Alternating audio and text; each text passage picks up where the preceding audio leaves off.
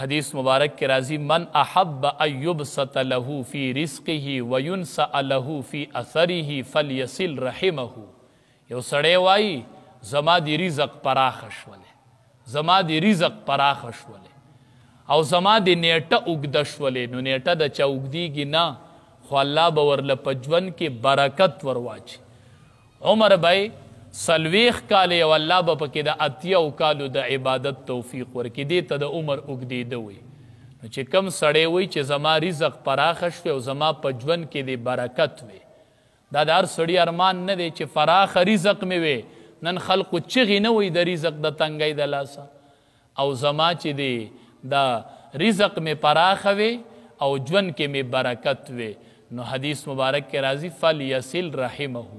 نبی علیہ السلام وی دی د رشتہ دار سره تعلق برابر کی، نو به الله رزق پراخه کی، به الله په ژوند کې برکت ورواچي. څومره بهترینه نسخه ده. نو د رشتہ دارانو سره تعلق بحال کو، رشتې بحال کو. گاونډ کې رشتہ دارانو کې یتیمانان دی، استا ور سره رشتہ کټ کړي، دا هغه یتیم دی او تا رشتہ کټ کړه په روژه کې، هغه سی چلو کی، هغه به الله ته فریاد نه کوي چې یتیم دی او تا رشتہ دار دی او تا ور سره رشتہ کټ کړی ده. دا یتیم چې دا به د چا رشتہ دار نه. او نبی کریم صلی الله علیه وسلم ویلیو وی انا وکافل الیتیم فی الجنة هکذا و اشاره. نبی کریم صلی الله علیه وسلم وی کم کس چې د یتیم پرورش کوي، زو او هغه به داسې یو په جنت کې. وی سبابا او استا دا دوه ګوتې نبی علیہ السلام ونیولې او داسې لږه جدایي پکې راغله. وی دا ګوته چې دې ته څومره نږدې ده دومره به ماته نږدې چې څوک د یتیم پالنه کوي، د یتیم پالنه کوي. نو ستا رشتہ دارانو کې یتیمانان نه دي او د ګاونډ کې دي نشته ګاونډي.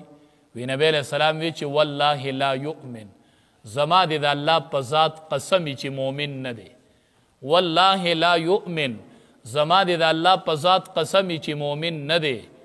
والله لا یؤمن، زما د الله په ذات قسم چې مؤمن نه دی. صحابه ورته وی قیل من یا رسول الله، الله رسول دا څوک یا دی؟ ډېر سخت کلمات دي. نبی علیہ السلام ورته وی دا هغه کس یادومه لا یأمن جاره بوائقه، چې د هغه ګاونډي د هغه د تکلیف نه محفوظ نه وي. چې ګاونډي ته تکلیف ورکوي، نبی علیہ السلام 3 پیرې قسم خوړلی چې دا مؤمن نه دی، یعنی ایمان کامل نه دی چې دی ګاونډي ته تکلیف ورکوي. نن روژه ده او زمونږ نه ګاونډیان ستړي دي. دا ولې زمونږ روژې به کمې به م په روژو کې دا روژې صحیح کو. 4م کس چې په لیلة القدر کې د هغه دعا نه قبلیږي، هغه کینهګر دی. کینهګر، کینه ساتونکی، حسد کوونکی. دا ډیره خطرناکه ګناه ده. چا سره حسد مه کوئ. چاله چې الله کم نعمت ورکړی، حسد څه ته وایي؟ یو کس باندې الله نعمت کړی دی، ته وایې الله د ده نه یې والې نه که مال یې راکوې که نه یې راکوې. دا حسد دی. دا ډیره علما وایي دا د الله په تقسیم باندې اعتراض کول دی. الله چې هغه له مال ورکو خو الله به پکې ځای لیده. الله چې هغه له علم ورکوي هغه کې به د علم صلاحیت و.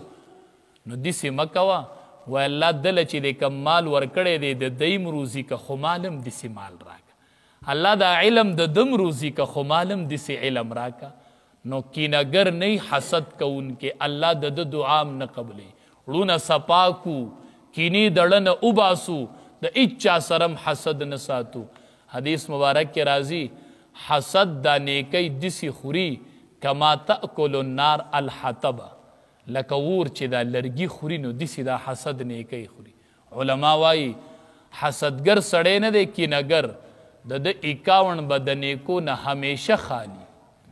دلته دی تهجد کې هلته حسد نیکی خوري. حدیث مبارک کې راځي دا حسد نه دی، دا نیکی خری داسې صفا کوي حسد.